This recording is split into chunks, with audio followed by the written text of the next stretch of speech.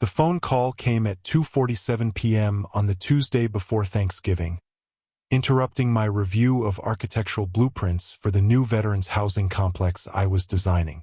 My grandmother's voice, usually warm as fresh-baked bread, trembled with barely contained hurt as she delivered news that would shatter our family's careful facade of normalcy. "Michael, sweetheart, I'm calling to let you know that Grandpa and I won't be coming to Thanksgiving dinner this year."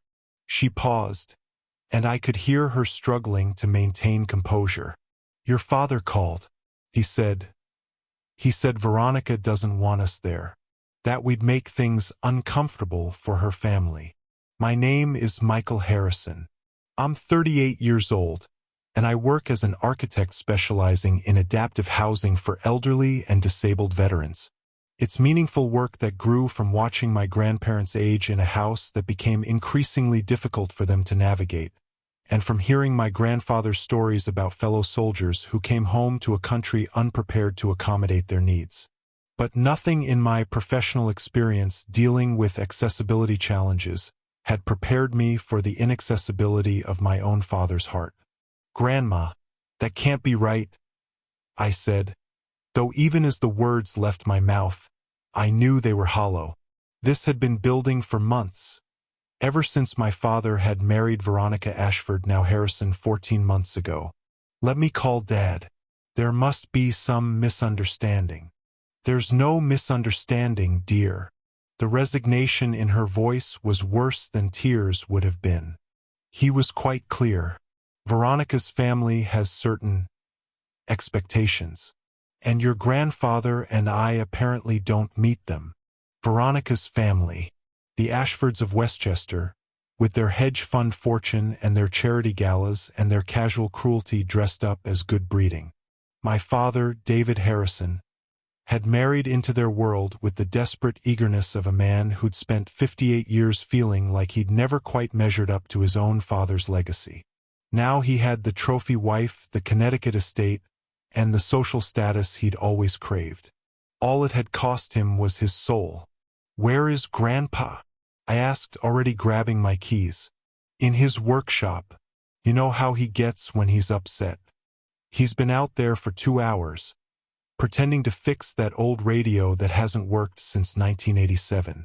My grandfather, Colonel James Harrison, retired, dealt with emotional pain the way he'd dealt with physical pain during 2 tours in Korea and 1 in Vietnam, by finding something to do with his hands and refusing to acknowledge that anything was wrong. He'd built half the furniture in their house during my grandmother's cancer scare 10 years ago, refinished the entire deck when my father first started pulling away, and was apparently now resurrecting dead electronics rather than face the fact that his only son had chosen his new wife's comfort over his parents' company. "I'm coming over," I said. "Oh, Michael, you don't need to." "I'm coming over," I repeated, firmer this time. "And Grandma? Start making your stuffing. The one with the chestnuts that Grandpa pretends he doesn't like but always takes seconds of. You're having Thanksgiving dinner, just maybe not where you expected." I heard her smile through the phone. Yes, you can hear smiles if you know someone well enough. "You're a good boy, Michael. Always have been. I learned from the best. See you in 20 minutes. The drive from my downtown Denver loft to my grandparents' house in Lakewood usually took 30 minutes. I made it in 18, my Tesla's autopilot features ignored in favor of manual control and speeds that would have made my insurance company weep. All the while, my mind raced through the progression of slights and exclusions that had led to this moment. It had started small after the wedding. Forgotten invitations to Sunday dinners. Calls that went unreturned. Plans canceled at the last minute with increasingly flimsy excuses. My father, who had once visited his parents weekly, now treated them like distant relatives he was obligated to acknowledge at major holidays. And Veronica treated them like antiques that clashed with her modern aesthetic. I'd watched it happen with growing anger but had tried to stay neutral, hoping my father would come to his senses. My mistake was believing he had any sense left when it came to Veronica.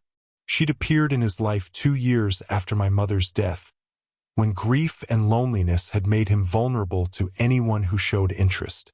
The fact that she was 23 years younger, conventionally beautiful, and came from money had overridden every warning sign, including the way she looked at his parents like they were stains on her Hermes blazer. My grandparents' house sat on a corner lot in one of Lakewood's older neighborhoods, a 1950s ranch that they'd bought new when Grandpa came home from Korea. It had good bones. I should know.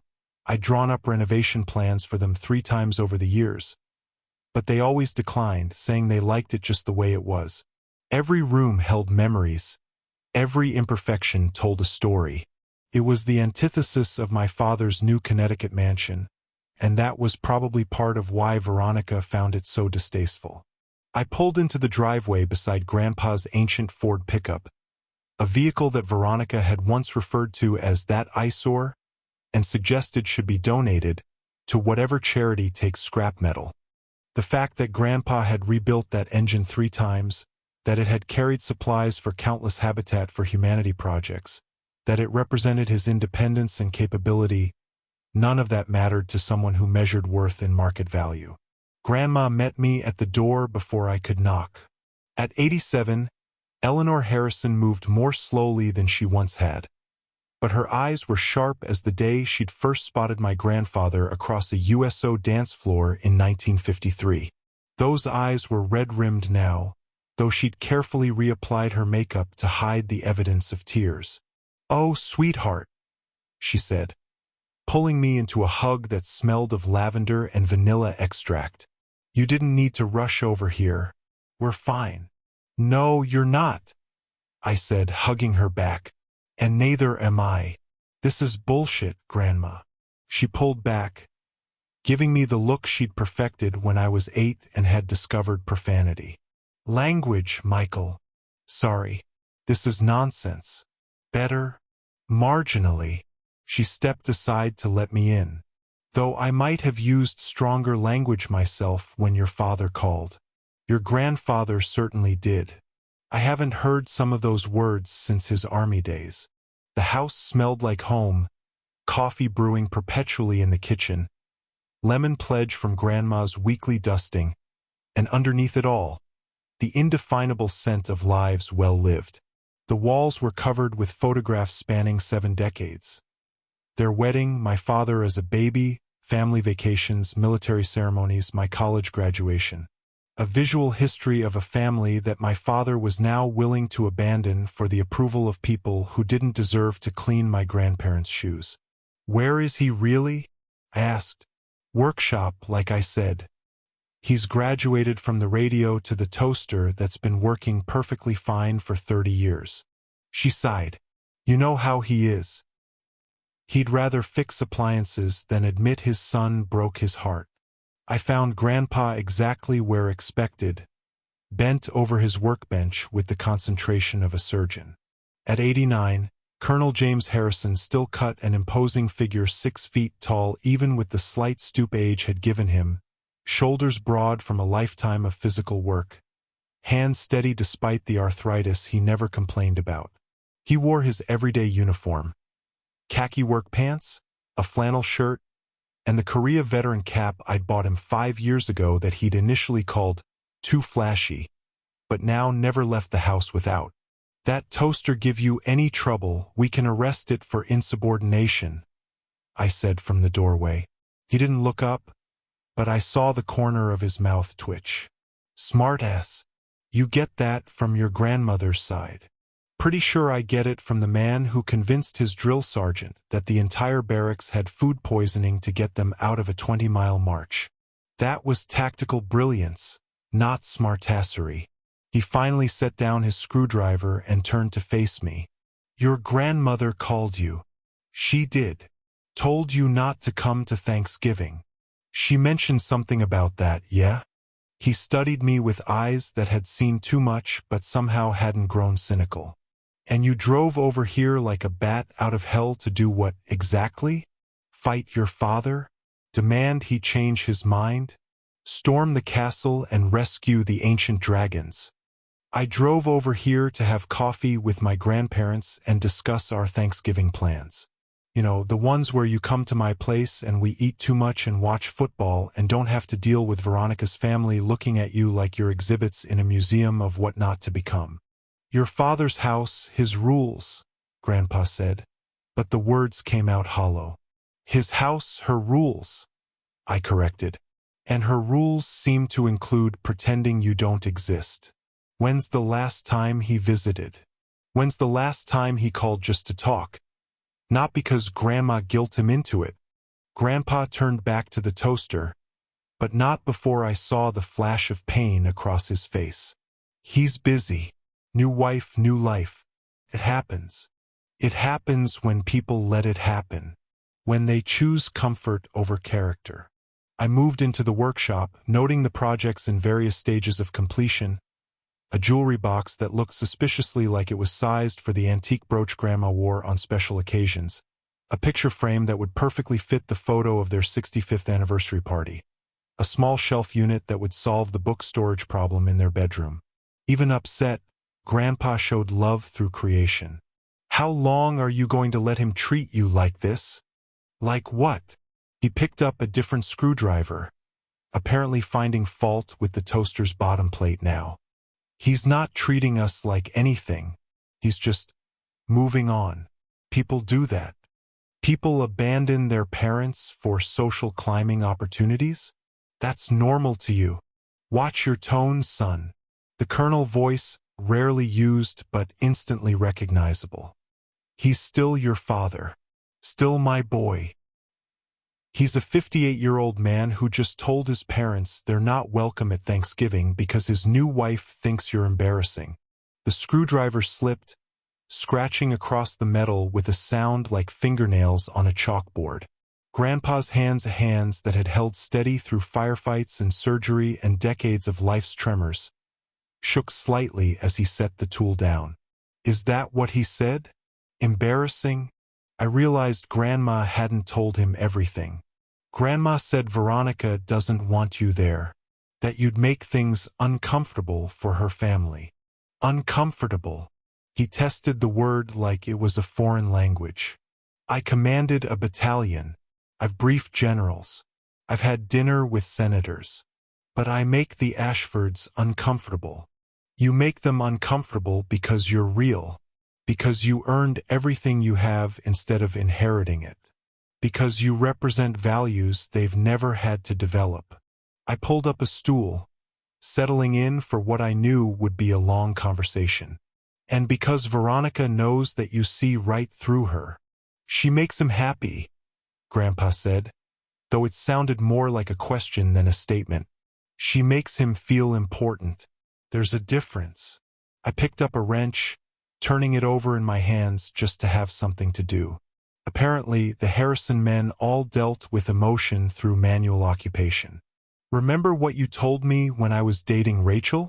About the difference between someone who loves you and someone who loves what you represent. Rachel had been my college girlfriend, beautiful and ambitious and utterly devoted to the idea of being an architect's wife without much interest in the architect himself. Grandpa had seen through her in about 5 minutes, though it had taken me 2 years to catch up. That was different, he said. How? You were 22. Your father is. He paused, searching for words. He's trying to be something he thinks he should have been all along. Veronica represents that. Success, sophistication, acceptance into circles that were always closed to us. Circles that you never wanted to enter in the first place. No, but he did. Always. Grandpa's voice grew distant, traveling back through decades. Even as a boy, David wanted more. Not just more money or things, but more prestige, I suppose. Your grandmother and I, we were happy with our life. Good jobs, good house, good family. But it was never enough for him. And now he has his more, I said. All it cost was his parents. We sat in silence for a moment, the weight of that truth settling over the workshop like dust. Then Grandpa straightened, the colonel reasserting himself over the wounded father. Well, standing around feeling sorry for ourselves won't get Thanksgiving dinner made. He looked at me with those sharp eyes. You mentioned something about plans? My place. 2 o'clock. I'll cook. And before you say anything, yes, I can cook now. YouTube University taught me. Grandma brings the stuffing and her sweet potato casserole. You bring your appetite and maybe that bottle of whiskey you think Grandma doesn't know you hide behind the paint cans. She knows about that? Grandpa, she knows about all of them. The one behind the paint cans, the one in the old ammunition box, the one you keep in the truck's toolbox. She's been married to you for 68 years. You think you have secrets? He chuckled. The first genuine humor I'd heard from him since I arrived. That woman's sneakier than a North Korean patrol. She's a Harrison woman. We expect nothing less. I stood, clapping him on the shoulder. So, Thanksgiving at my place? No Ashfords, no judgment, no pretending to be something we're not. You sure you want 2 old fossils cluttering up your fancy loft? My fancy loft has grab bars in the bathroom and a walk-in shower specifically designed for accessibility because I'm an architect who thinks about these things. It's literally designed for old fossils. I grinned. Plus, my TV is bigger than yours. The lions will look even worse in 4K. The lions always look worse in high definition. He set the toaster aside, apparently deciding it would live to toast another day. All right, Thanksgiving at your place. But I'm bringing my own cranberry sauce. That canned stuff you young people eat is an abomination. Deal. Now let's go tell Grandma before she stress bakes enough cookies to feed an army.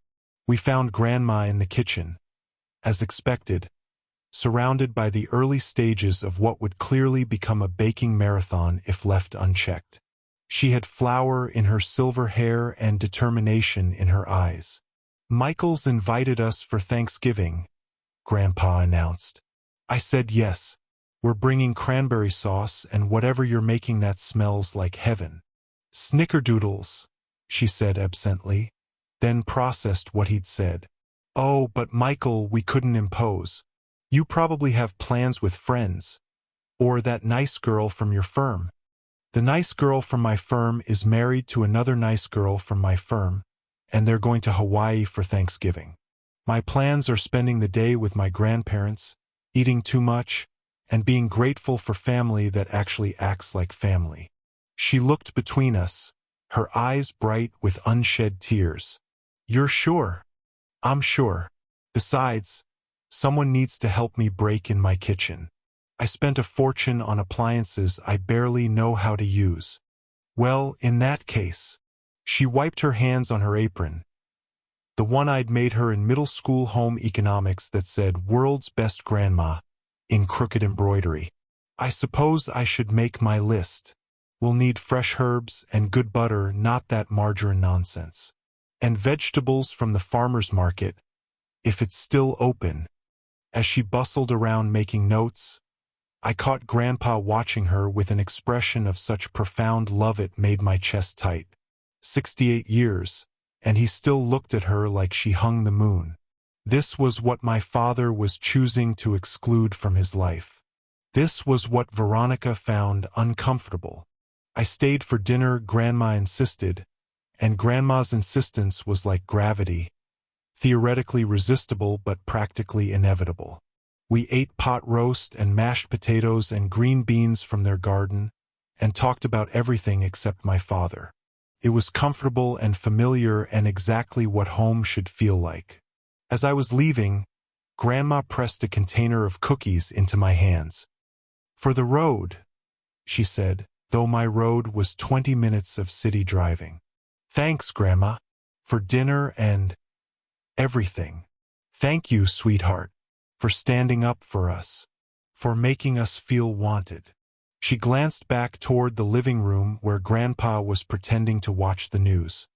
He won't say it, but this broke his heart. Having you here, having somewhere to go, it means everything. You're not going anywhere, I said firmly. You're coming home. My home is your home. Always. She patted my cheek, a gesture that made me feel 8 years old in the best way. Drive safe. And Michael, maybe don't tell your father about our plans. Not yet. Let him think we're having sandwiches and sadness. It'll make the truth more impactful later. There was a glint in her eye that reminded me that Eleanor Harrison hadn't survived the Depression, raised a family, and kept Colonel James Harrison in line for nearly 7 decades by being a pushover. She had plans percolating behind that grandmotherly exterior. My lips are sealed, I promised. The next 2 days passed in a blur of preparation. I actually could cook. That hadn't been a lie. But Thanksgiving dinner for 3 was different from my usual repertoire of bachelor meals and occasional dinner parties. I found myself texting Grandma constantly. How long for a 12-pound turkey? What temperature for the rolls? Is it stuffing or dressing, and what's the difference? Her responses were patient and detailed, often accompanied by photos of her own preparations. She was in full Thanksgiving mode, despite the reduced guest list, and I realized this was her coping mechanism. If she couldn't feed her son, she'd feed her grandson twice as hard. Wednesday night, I was elbow-deep in turkey prep when my phone rang. Dad, I considered not answering, but curiosity won. Hello, Michael. His voice had that careful neutrality he used in court, giving nothing away. I wanted to talk to you about tomorrow. What about it? Your mother, that is, Veronica, wanted me to make sure you understood the dress code. Business casual, nothing too formal, but definitely no jeans. Her family has certain standards. Good to know, I said, not mentioning that I'd be wearing jeans and a comfortable sweater while eating turkey with people who loved me. Anything else? Yes, actually. He paused, and I could hear him choosing his words. Your grandparents. Have you spoken to them? Why? I wanted to make sure they understood. About tomorrow. That it's nothing personal. Nothing personal? I couldn't keep the incredulity out of my voice. Dad, you banned your parents from Thanksgiving dinner because your wife doesn't want them there. How is that not personal? It's not a ban. It's just, this year, with Veronica's family visiting, we thought it would be better. Better for who? For everyone. Your grandparents wouldn't enjoy it anyway. The Ashfords can be intense, very formal. Your grandmother would feel out of place. Grandma has hosted senators in her dining room. She's organized charity events that raised hundreds of thousands of dollars. She taught English to immigrant families for 30 years. But sure, she couldn't handle some hedge fund managers over turkey. That's not what I meant. What did you mean, Dad? Help me understand. Because from where I'm sitting, it looks like you're choosing your new in-laws over your actual parents. It looks like you're embarrassed by the people who raised you, supported you, loved you unconditionally. It looks like you've decided that Veronica's comfort matters more than your parents' dignity. You don't understand, he said, his court voice cracking slightly. The dynamics are complicated. Veronica's family, they have certain expectations. And those expectations include pretending your parents don't exist? Of course not. We'll see them another time. Maybe Friday, or over the weekend. When the important people have left, you mean. When there's no risk of the Ashfords seeing where you actually came from. That's enough, Michael. The dad voice now, the one that used to mean groundings and lost privileges. I don't have to explain my decisions to you.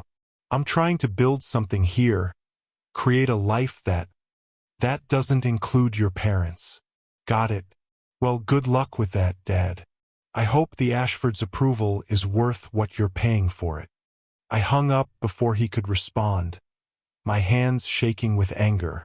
The turkey, innocent victim of my emotions, received a perhaps more aggressive herb rubbing than strictly necessary. My phone immediately lit up with texts from him, which I ignored. Then Veronica started texting, which I also ignored. The last one caught my eye before I blocked her number.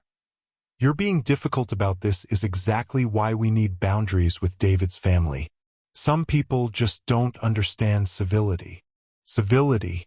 Is that what we were calling cruelty now? Thursday morning dawned crisp and clear, one of those perfect November days that made Denver shine. I was up at 6, starting the turkey and prepping sides. By 9, my loft smelled like Thanksgiving, and I had flour in my hair from an ill-advised attempt at homemade rolls. Grandma called at 10. "How's the bird?" "In the oven and not on fire, so I'm calling it a win." "How are you doing?" "Oh, fine. Your grandfather's been up since dawn, polishing his shoes and ironing his shirt. He wants to look nice for dinner." My heart clenched. Even excluded and hurt, Grandpa was approaching this with dignity. "Tell him to wear whatever's comfortable. This is family, not a fashion show." "I will." "Oh, and Michael? I may have made a few extra pies. In case." "In case what?" "In case a basketball team shows up." "How many is a few?" "4.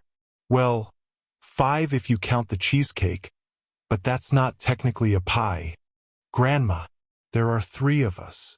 "I know, dear, but baking helps me think." She paused. "Do you suppose your father is thinking about us at all today?" The hurt in her voice made me want to drive to Connecticut and shake my father until his priorities realigned. "I don't know, Grandma, but we're thinking about each other, and that's what matters." "You're right. Of course you're right. We'll see you at 2. Looking forward to it." I spent the rest of the morning cooking and cleaning, making sure everything was perfect. Not Ashford perfect, with its emphasis on appearance over substance, but Harrison perfect, warm, welcoming, and real. At 1:45 my phone rang. Unknown Connecticut number. Against my better judgment, I answered. "Is this Michael Harrison?" The voice was cultured, cold, and unmistakably Ashford. "Yes. This is Patricia Ashford, Veronica's mother. I understand there's been some unpleasantness regarding today's arrangements." If by unpleasantness you mean my father banning his parents from Thanksgiving, then yes. No one was banned, young man. We simply felt it would be more comfortable for everyone if the gathering remained intimate. Intimate, meaning exclusive, meaning appropriate. I'm sure you can understand that mixing social circles can be challenging. Different backgrounds, different comfort levels. Lady, my grandfather commanded soldiers from every background imaginable. He's had dinner with people who spoke 6 languages, none of them English. He's more comfortable in mixed company than you probably are. Yes, well, her voice could have frozen water. Military service is certainly admirable, but this is a social occasion, not a barracks. We have certain standards. Standards that exclude war heroes but include what? People who inherited their money instead of earning it? People who've never sacrificed anything more significant than a bad stock option. I don't appreciate your tone, and I don't appreciate your existence, so we're even. I hung up, added the number to my block list, and went back to basting the turkey. By 1:55, everything was ready. The table was set with my grandmother's china. She'd insisted I take it last Christmas, saying it needed to be used, not just displayed. The turkey was resting, the sides were warming, and the apartment smelled like everything Thanksgiving should be. At exactly 2 o'clock, my doorbell rang. I opened it to find my grandparents, dressed in their Sunday best despite my casual instructions, carrying enough food to feed 20 people. "Grandma," I said, "just stuffing and sweet potatoes." "Well, yes, but then I thought you might like that green bean casserole you always loved, and the rolls in case yours didn't turn out, and a few other things." She bustled past me, already taking inventory of my kitchen. "Oh, Michael, it smells wonderful in here." Grandpa followed more slowly, carrying a suspicious bag that clinked. "Brought reinforcements," he said, pulling out not one but 3 bottles of good whiskey. "Figured we might need options." "Grandpa, are you planning to drink all of that?" "Not all at once." He set the bottles on my bar, arranging them with military precision. "But a man should be prepared. Besides, one's for cooking."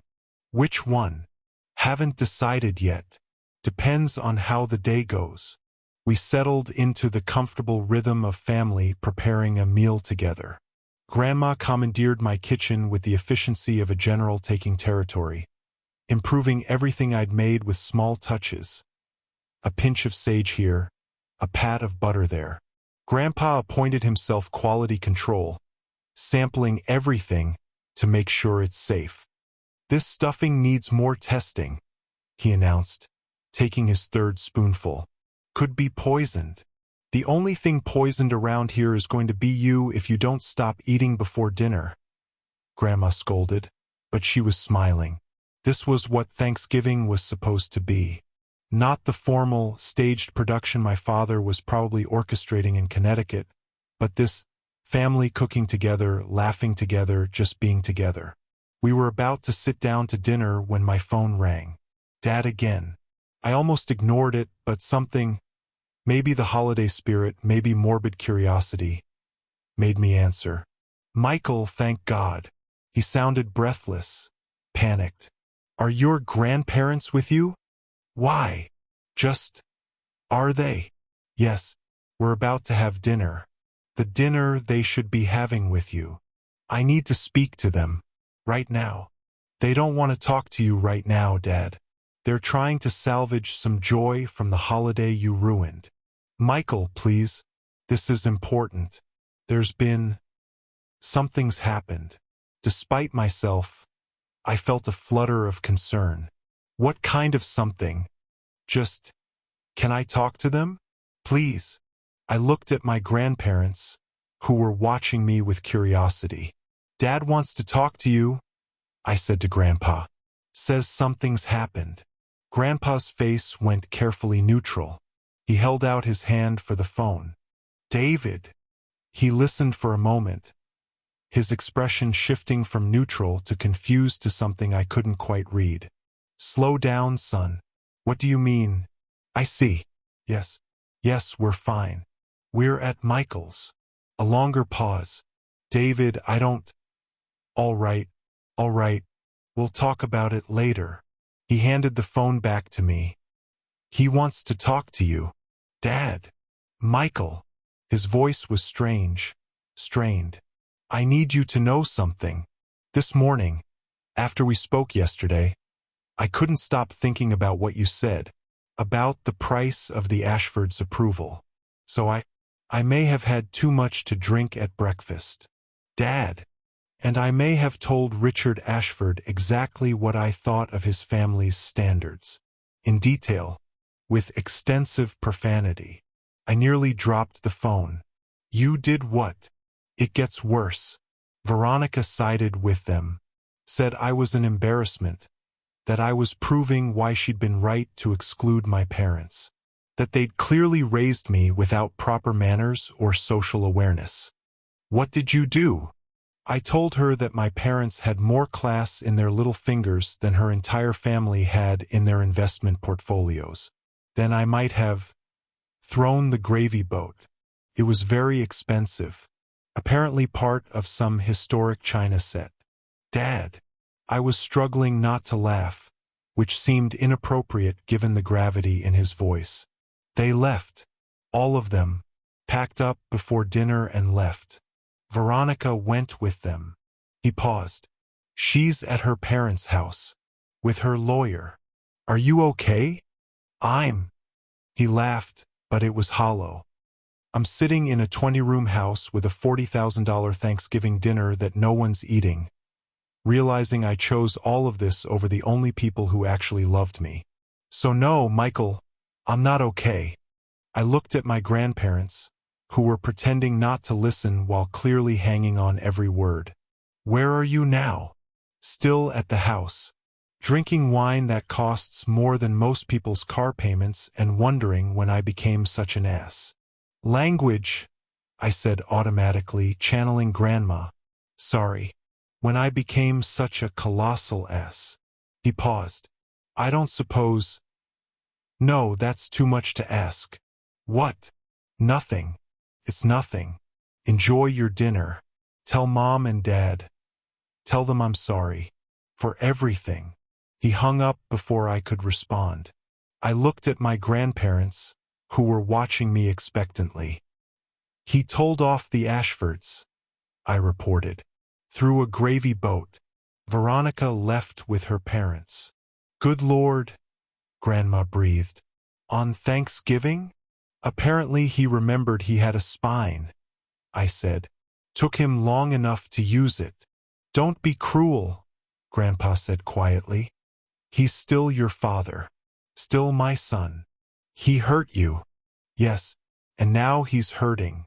That doesn't make it right, but it doesn't make celebrating his pain right either. We sat in silence for a moment, the beautiful dinner cooling on the table. Finally, Grandma spoke. How far is Connecticut from here? Grandma, no. How far, Michael?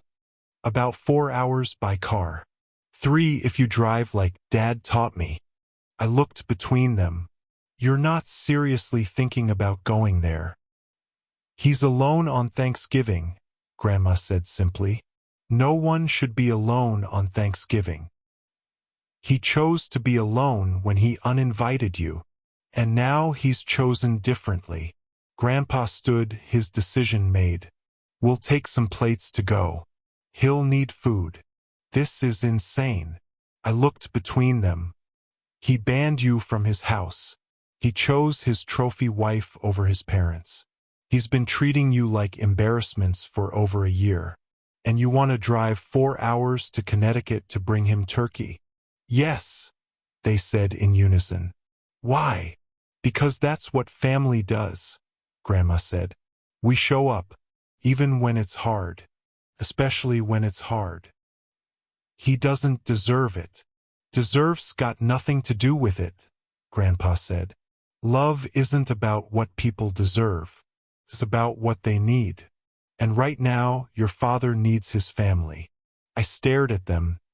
These incredible people who could find forgiveness where I could only find anger. You're better people than I am. No, Grandma said, starting to pack up food. We're just older. We've had more time to learn that holding on to hurt is like holding on to hot coals. You're the only one who gets burned. If we're doing this, I said, surrendering to the inevitable, we're taking my car. It's got better safety features and heated seats. You're coming.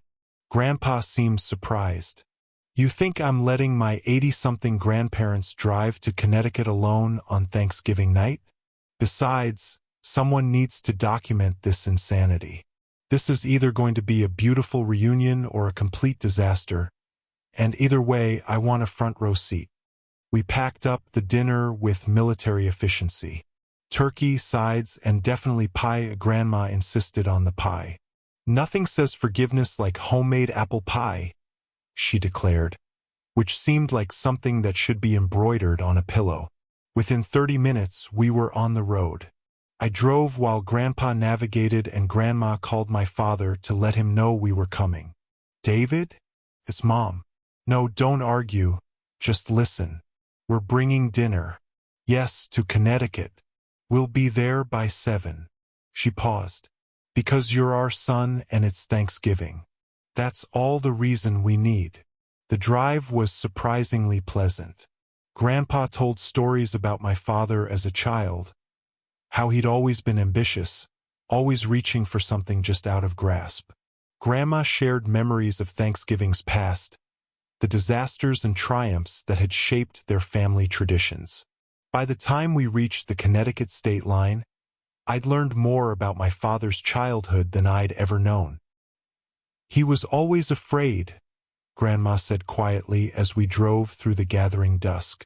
Afraid he wasn't smart enough, successful enough, good enough. I never understood where it came from. We tried to love him past it, but some fears run too deep for love to reach. Veronica fed that fear, I said. Made him feel like he'd finally made it. Finally became the person he was supposed to be. No, Grandpa corrected. She made him feel like he could become someone else entirely. That's different, and ultimately impossible. We found the house easily. It was the kind of place that stood out even in a neighborhood of mansions. 3 stories of stone and glass, lit up like a Christmas display, circular driveway empty except for my father's Mercedes. The statement of wealth was so aggressive it was almost embarrassing. Good Lord, Grandma murmured. It looks like a hotel. 20 rooms, I said. He gave me the tour last Christmas. There's an entire wing they don't even use. Wasteful, Grandpa declared, which was as close to judgment as he usually got. I parked and we sat for a moment, gathering courage. Then Grandma straightened her shoulders and opened her door. Come on, boys. That turkey's not getting any warmer. My father answered the door before we could ring the bell. He looked terrible, suit wrinkled, tie askew, eyes red-rimmed. The smell of expensive scotch wafted off him in waves. Mom, he said, and his voice broke. Dad, you came. Of course we came, Grandma said briskly, pushing past him with her containers. Now show me to the kitchen. This food needs reheating and you need coffee. We invaded his sterile mansion with warmth and purpose. Grandma took over the kitchen, a space larger than her entire house, while Grandpa and I set about making the formal dining room less formal. We pushed aside the elaborate centerpiece, ignored the place cards that had been meant for Ashfords, and set 4 places close together at one end of the massive table. This is, my father said, watching us transform his showpiece into something livable. You don't have to. Sit, Grandpa ordered. You look like hell. I feel like hell. Dad slumped into a chair. I ruined everything. You ruined nothing that wasn't already broken, Grandpa said. Maybe now you can build something real. While Grandma worked her magic in the kitchen, I sat with my father and grandfather in the living room. The space was gorgeous, professionally decorated, obviously, but cold. No family photos, no personal touches, just expensive furniture and art that probably cost more than my annual salary. How did I get here? Dad asked, staring at his hands. How did I become someone who bans his own parents from Thanksgiving? You got scared, Grandpa said simply. Scared that who you were wasn't enough. So you tried to become someone else. It never works, son. Trust me, I've seen plenty of men try. Veronica made me feel important, Dad admitted. Like I'd finally made it. Proved that a kid from Lakewood could run with the big dogs. You were always important, I said, to the people who mattered. But that wasn't enough for you. No, he agreed. It wasn't. And now I've lost everything that actually was important. You haven't lost us, Grandma said from the doorway. Dinner's ready. Come eat. We gathered around the too big table, dwarfed by the formal dining room but creating our own pocket of warmth. Grandma had performed miracles with the reheated food, making it seem fresh-made. We held hands for grace, something we hadn't done in years, and Grandpa's voice was strong as he gave thanks. For family, he said, both the family we're born into and the family we choose to be. For forgiveness freely given. For second chances and new beginnings. And for turkey that survived a 4-hour road trip. Amen. Amen, we echoed, and I felt something shift in the room. Not a dramatic reconciliation, not a magic erasing of hurt, but a small step toward healing. We ate and talked carefully at first, then with growing ease. Dad told us about the morning's explosion, how Richard Ashford had called my grandparents, those people one too many times, how something had snapped inside him. The gravy boat had been a particular point of pride. Apparently it had belonged to some Revolutionary War general. Good, Grandma said firmly. Some things deserve to be broken. Veronica's filing for divorce, Dad said quietly. Her lawyer called while you were driving here. Apparently throwing historic china is grounds for immediate separation. I'm sorry, I said, meaning it. Despite everything, I didn't want my father to hurt. I'm not, he said, which surprised us all. I'm relieved, like waking up from a dream where you can't quite remember who you are. Does that make sense? Perfect sense, Grandpa said. I felt the same way after particularly bad firefights. Like I'd been someone else for a while and was just finding my way back to myself. We moved to the living room after dinner, bringing pie and the good whiskey Grandpa had insisted on packing. The formal space became almost comfortable with us in it, like we were teaching it how to be a home instead of a showcase. I need to apologize, Dad said suddenly. Not just for today, but for all of it. For letting Veronica come between us. For choosing her family over mine. For being embarrassed by the people who gave me everything. We know, Grandma said simply. And we forgive you. Just like that. Just like that. She smiled. Though if you ever ban us from Thanksgiving again, I'm writing you out of the will. I make excellent pie, and that recipe dies with me. Noted, Dad said, managing a small smile. What happens now? Now? Grandpa looked around the ridiculous mansion. Now you decide who you want to be. David Harrison, son of James and Eleanor, or David Ashford adjacent, forever trying to be someone you're not. I don't think I can afford to keep this place without Veronica, Dad admitted. The mortgage alone is more than I make in 6 months. So sell it, I suggested. Move back to Denver. Start over. You're only 58, Dad. That's young enough to build a different life. A real life, Grandma added. With Sunday dinners and random visits and family who actually likes being around each other.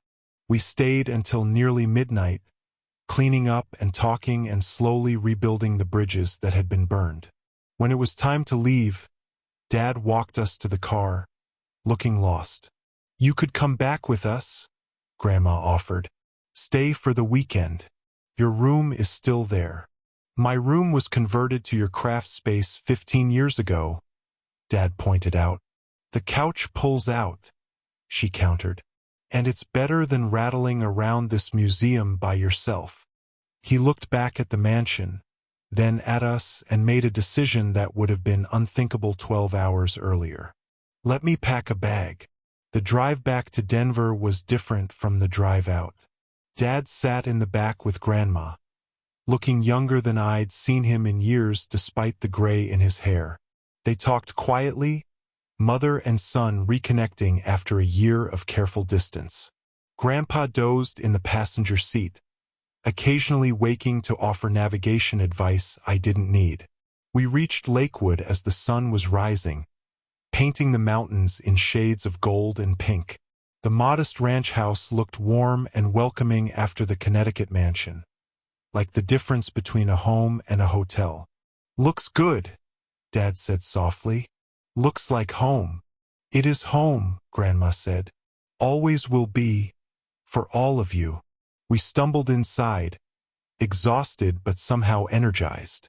Grandpa made coffee while Grandma started on breakfast, because apparently feeding people was her love language and we'd only been fed 12 hours ago. Dad sat at the kitchen table, the same one where he'd done homework and eaten thousands of meals, looking around like he was seeing it for the first time in years. I forgot, he said.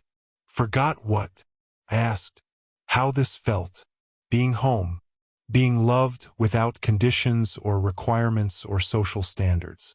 Just loved. We never stopped, Grandpa said, setting a mug in front of him. Even when you made it hard. That's what family does. I don't deserve it. Probably not, I agreed, earning a look from Grandma. But deserving's got nothing to do with it, remember? We love you because you're ours, not because you've earned it. When did you get so wise? Dad asked. Genetics. I come from good stock. I raised my mug in a toast. To family, the real kind. To family, we echoed, for generations of Harrisons around a table that had seen better days but was still standing, still strong, still ours. The weeks that followed were complicated. Dad's divorce proceeded with expected ugliness. Veronica wanted everything, including things that had belonged to my mother. But for once, Dad fought back, not with anger but with dignity. He hired a good lawyer, protected what mattered, and let go of what didn't. The Connecticut house sold quickly, even in divorce. The proceeds, split between Dad and Veronica, left him with enough to start over but not enough to pretend he was something he wasn't. He moved back to Denver, finding a modest townhouse not far from his parents. Close enough for Sunday dinners, far enough to maintain independence. It's strange, he told me one evening as we helped Grandpa build new shelves for Grandma's craft room. I spent so much time and money trying to become someone important. Turns out I was important all along, just to different people. The right people, Grandpa corrected, not looking up from his measurements. That's what matters. Christmas that year was everything Thanksgiving should have been. We gathered at my grandparents' house. All of us, including Dad's sister Sarah, who flew in from Portland with her family. The house was crowded, noisy, imperfect, and absolutely wonderful. This is what I missed, Dad said, watching his nephews play with toys that had been his as a child. This is what I traded for crystal and china and people who measured worth in market value. Well, you're here now, Grandma said, pressing another cookie into his hand. That's what counts. I found myself thinking about the trajectory that had brought us here. How a banned Thanksgiving had led to a thrown gravy boat, a divorce, a long drive to Connecticut, and ultimately a family reunited. Sometimes the worst moments become catalysts for the best changes. Hey, Dad said, pulling me aside. I never thanked you. For what? For calling me out. For protecting them when I failed to. For being the son I should have been. You're being that son now, I pointed out. That's what matters. Think they'll ever really forgive me? For all of it. I looked at our grandparents, Grandma teaching Sarah's daughter to knit, Grandpa showing the boys his workshop. They'd welcomed Dad back without reservation, without holding the past over his head. That was their gift, the ability to love forward instead of backward. They already have, I said. The question is whether you'll forgive yourself. Working on it, he said. Every day working on it. A year later, at Thanksgiving, we gathered again. This time at Dad's townhouse, which had slowly transformed from a temporary landing spot to a real home. He'd actually cooked with Grandma's guidance and recipes. The turkey was slightly dry, the rolls a little burned, but it was perfect in its imperfection. A toast, Grandpa said, raising his glass. At 90, he moved more slowly, but his spirit remained undiminished. To banned Thanksgivings that lead to better ones. To gravy boats that needed throwing. To families that find their way back to each other. To second chances, Dad added. To not needing third ones, I said, which earned me a laugh. To being together, Grandma said simply. That's all that matters. We clinked glasses, nice ones, but not Ashford nice. Harrison nice, which meant they were sturdy enough to survive being dropped and simple enough to replace if they didn't. Like us, I suppose. Built to last, designed for use rather than show. The doorbell rang as we were serving pie. Dad looked confused. Everyone who mattered was already here. He opened the door to find a delivery driver holding a small package. David Harrison? Yes. Sign here, please. Dad brought the package to the table, examining the return address with a frown. It's from Veronica's lawyer. On Thanksgiving? Grandma disapproved. What kind of person sends legal documents on Thanksgiving? Dad opened it carefully, pulling out a small box and a note. His face went through several expressions as he read, finally settling on something like wonder. What is it? I asked. He opened the box, revealing a familiar piece of china. A shard actually carefully preserved in tissue paper. It's a piece of the gravy boat, the one I threw. He read from the note. David, my client wanted you to have this as a reminder. Some things need to be broken before better things can be built. She wishes you well. Happy Thanksgiving. We stared at the china shard, this fragment of a marriage that had been built on appearances rather than substance. Well, Grandma said finally, I suppose even Veronica learned something from all this. What should I do with it? Dad asked. Keep it, Grandpa suggested. Put it somewhere you'll see it. Let it remind you that breaking the wrong things isn't always bad if it helps you build the right things. Dad nodded, carefully placing the shard on his mantel next to a photo from that Christmas. All of us crowded into Grandma's living room, laughing at something lost to memory but preserved in joy. As we finished our pie and settled into the comfortable rhythm of family together, I found myself grateful for that banned Thanksgiving 3 years ago. Not for the pain it caused, but for the truth it revealed and the changes it sparked. Sometimes families need to break before they can heal stronger. Same time next year? Dad asked as we prepared to leave. Wouldn't miss it, I said. Though maybe with less drama? Where's the fun in that? Grandpa asked. Besides, we're Harrisons. We do everything the hard way first. Then we learn, Grandma added. Eventually, we agreed and headed out into the night, full of turkey and pie and the kind of love that survives banning and distance and thrown china. The kind that shows up with casseroles and forgiveness when you least deserve it but most need it. The kind that drives 4 hours on Thanksgiving because family doesn't leave family alone, even when they've earned it. The kind that matters. The china shard still sits on Dad's mantel, a conversation starter for those who don't know the story and a reminder for those who do. Sometimes I catch him looking at it, and I know he's remembering not just what was broken, but what was built from the pieces. That's the thing about family, real family. It's not the perfect dinners or the formal occasions or the careful poses for Christmas cards. It's the showing up when showing up is hard. It's the forgiveness when forgiveness seems impossible. It's the decision to love people not for who you wish they were, but for who they are and who they're trying to become.